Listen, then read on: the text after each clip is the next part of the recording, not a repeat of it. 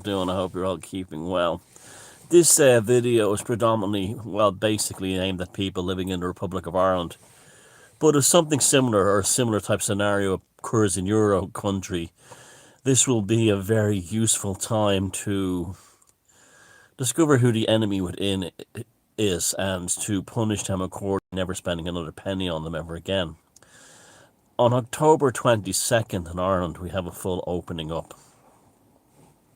Not a full opening up, but uh, the the vaccine passport ID thing will be dropped ostensibly in pubs, restaurants, and places like that. And you still expect the masto coming in and out. But aside from that, the use of the vaccine passport ID apartheid thing will be at the discretion of the business owner. So if the business owner still wants to apply forcing people to show that they're vaccinated in order to get needle crafted in order to get into their premises, they can do that. Now this is going to be a monumental moment of clarity.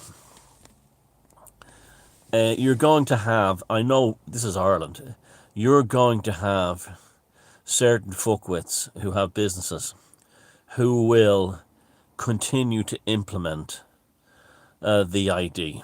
I've no doubt about it. I've already hearing some things about it. Like, I heard one arsehole saying, oh, you won't care, I'm not having any people that'll spread disease in my place. Even though it's been shown now that the needle-crafted people are just as good at spreading the disease as anyone else. But we need to make a list of any business that continues to implement the ID after October 22nd in Ireland and make sure they are put out of business and we never give them another penny ever again. Because this is just purely a thug maneuver. That's just purely to show that they're thugs who consider their customers scum that they can boss around and treat like shit.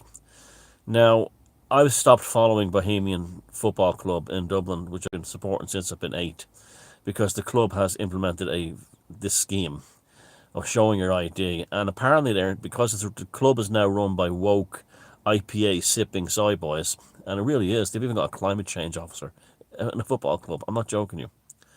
And that's when they're not waving LBGQ banners or Palestinian flags. And even that I don't mind so much. Well, the Palestinian stuff I don't mind, but like that I don't mind too much. But I'll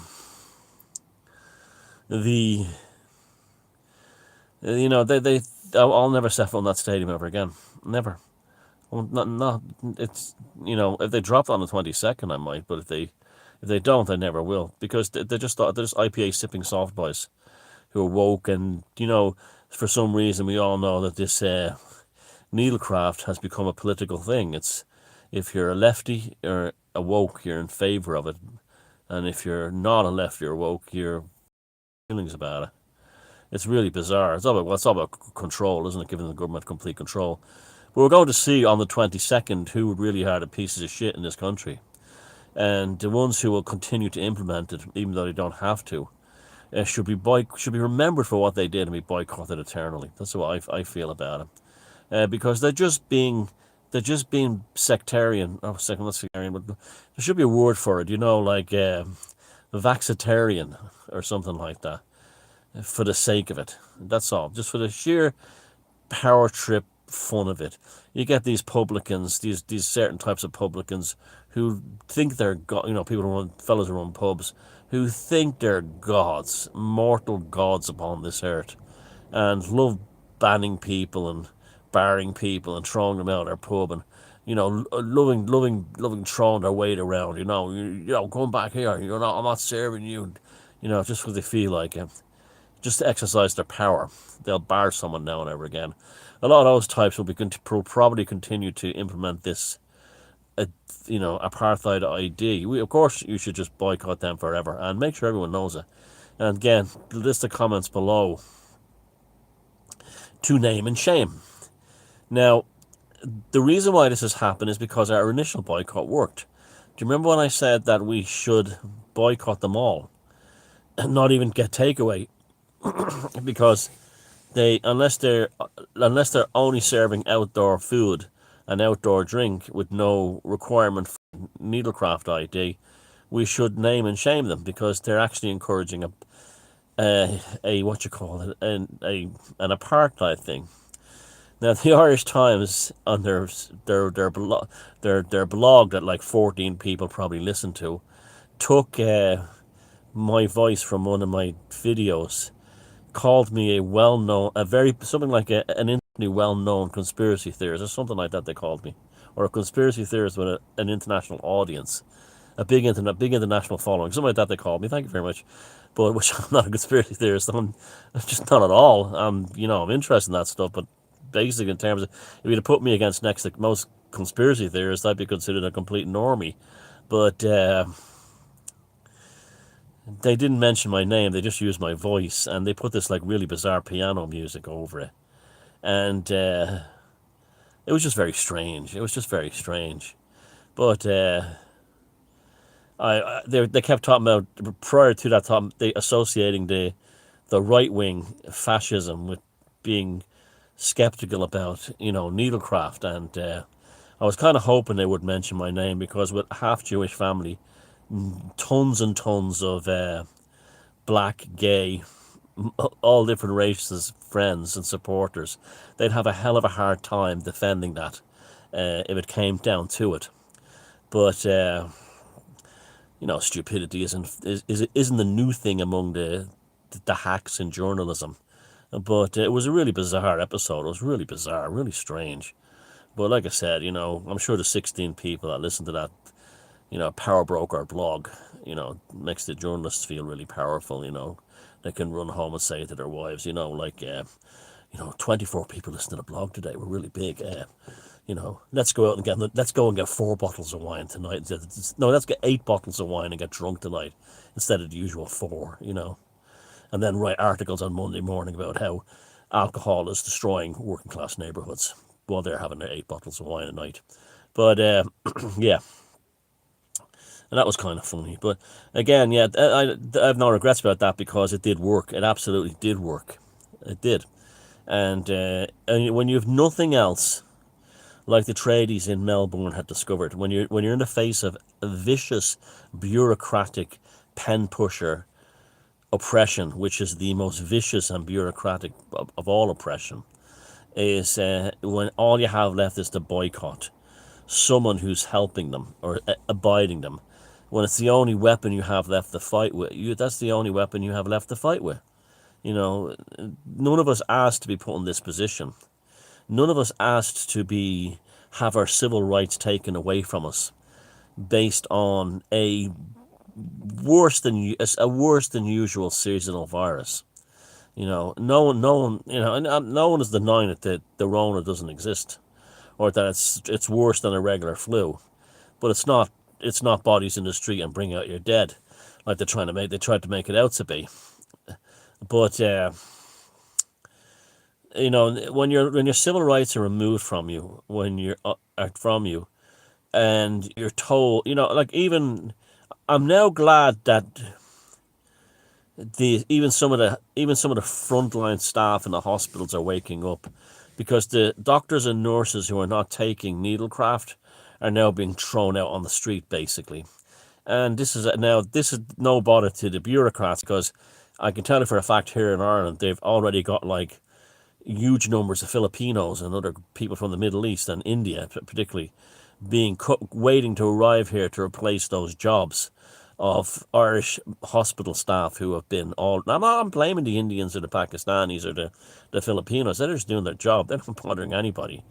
But those people will be compliant because, I was talking to a girl recently from Nigeria, and she was telling me she worked in Nigeria as a bookkeeper, and got to when she emigrated to Ireland. Very nice girl too, and again, that's why I'm not anti-immigration as such, because we get really great immigrants too, and she was saying that like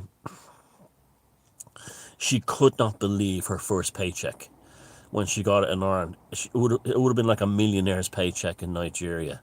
The money here was so far ahead of anything you can get in the developing world.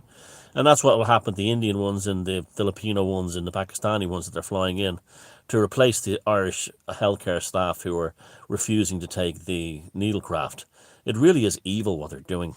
And I don't mean evil in a sense of any kind of population replacement thing. It's just evil. It wouldn't matter if they were getting Irish people to do this. If they were saying to other Irish people, how would you like to take the job of somebody who refused to take an experimental vaccine? We'll train you and bring you in to another Irish parent. It was just evil. They were just dealing with pure fucking evil here. It's just evil. And they know these people will be compliant and they will take all the shots and everything because they'll be making money in Ireland that they could only ever dreamed of back in their own homeland. And who can blame them? I don't blame them. Again, it's always the big shot. You have to remember people like George Soros and the European Union, Angela Merkel, they're human traffickers. That's what they are. They may call themselves people in favour of open borders and diversity, but when it comes to it at the end of the day, they're human traffickers. That's what they are.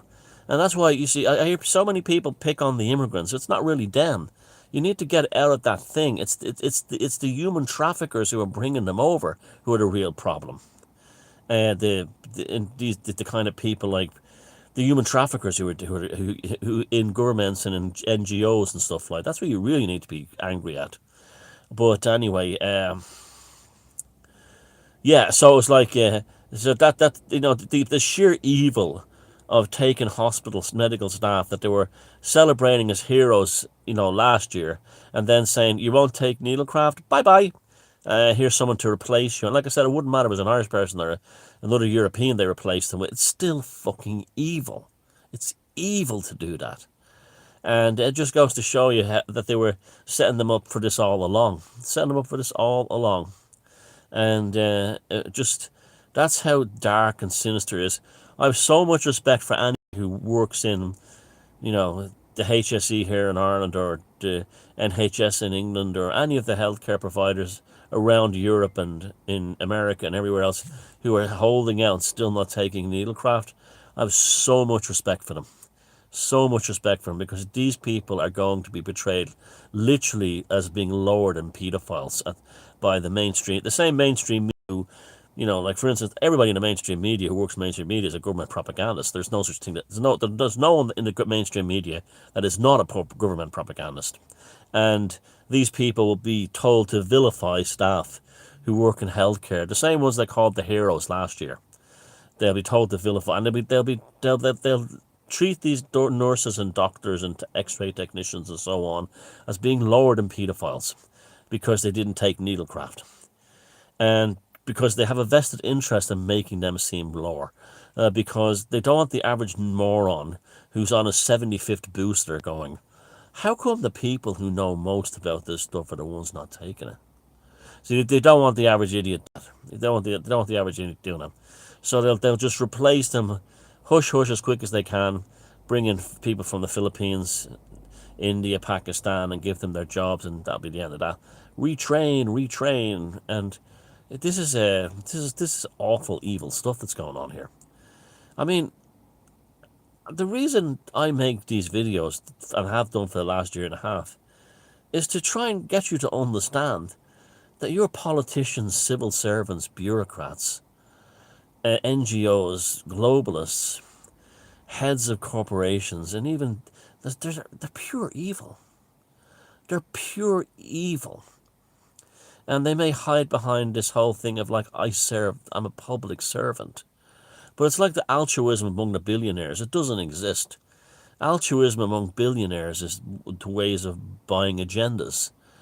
It's funding agendas, and it's passed off as charity. And it's the same thing with the bureaucrats and the senior civil servants and the politicians who talk about, supporting our frontline workers. Well, as long as they have needlecraft, as long as they do as they're told. But we'll replace them anyway, and they'll have them replaced before they even have that opportunity to even say no. This is imagine, just imagine if you were in your regular life, right? And you said to yourself, I have a business, and what I'm going to do is I'm going to set up some kind of scam here that if the staff don't go along with it, I'll sack them all and replace them with cheaper ones from immigrants. And you sit there and think about it, and you go, I know what I'll do. I'll I'll I'll tell them that they have to work their lunch. I'm just saying, this is hypothetical now. It could be anything. Their lunch break for no money, because the company needs them to do that. And if and some of them will, and if they don't do it, they'll be fired. Or it'll be the usual. There'll be changes around here. And so some of them do work through their break out of fear of losing their jobs, but others don't. But meanwhile, before I even implemented it, I'd already contacted an employment agency to get staff to replace them. Now, if you met someone who like that, who ran a small business, a factory, or a small retail business, or something like that, you'd go, what a fucking piece of shit. Yeah, but that's normal business for governments. Because they tell you, they use, it's like the whole thing, like, they use pro-choice instead of saying pro-abortion, because pro-choice is an easier sell, than saying pro-abortion, that kind of thing. And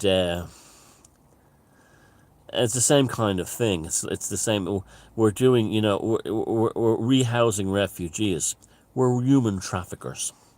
That's what they really are. They're human trafficking. What you saw in those planes coming out of Afghanistan, that's human trafficking.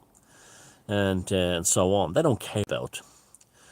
They don't care. See, a lot of it is hatred of the indigenous working class population. They want them wiped off the face of the earth, especially in countries like Britain, where they feel that the working class has betrayed the Labour Party. And the Labour Party, if you look at all the civil service top jobs locally in the UK, they're nearly always Labour Party freaks. And they're all concerned about climate change, and they're all pro diversity, and they're all like, they love Islam and this kind of thing, and they have a hatred of the indigenous British working class people. And you could not fathom, say, the average Labour councillor or the average Labour social liaisons officer in say some city in town, the north of England.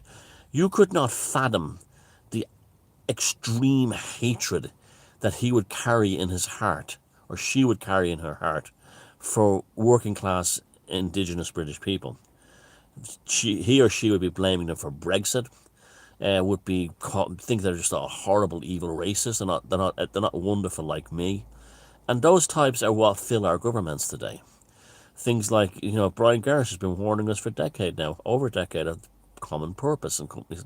They've been creating an Orwellian inner party. And it's just like when Smythe said in Orwell's 1984, the Prollies are scum, they're less than animals.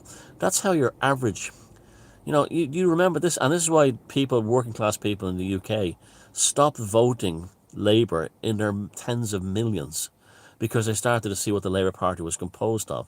Hating,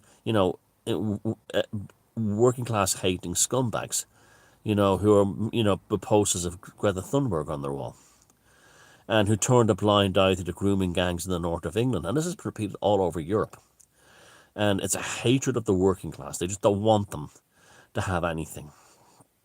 And again, don't blame the immigrants per se. The vast majority of the immigrants, in most cases, just want a better life.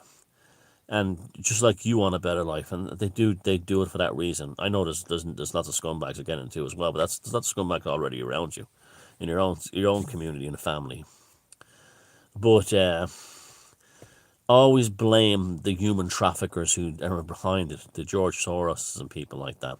These are human traffickers, and anyone who promotes it, like Lily Allen or Gary Lineker or Bob Geldof, they're just people promoting human trafficking. That's all they're doing, and for the benefit of corporations and bureaucracies in the West.